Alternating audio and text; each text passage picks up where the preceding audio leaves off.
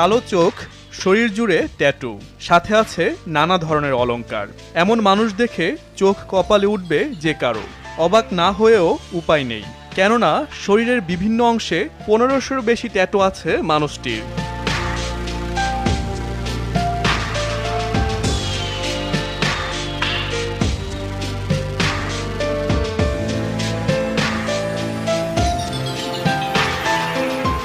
ব্রাজিলের অন্যতম জনপ্রিয় শহর সাও পাওলো। এখানেই শুক্রবার দেখা যায় 40 বছর বয়সী ট্যাটু শিল্পী সুজা রিবেইরোকে, যিনি শরীর পরিবর্তনের মাধ্যমে নিজেকে নিয়ে গেছেন ভিন্ন মাত্রায়।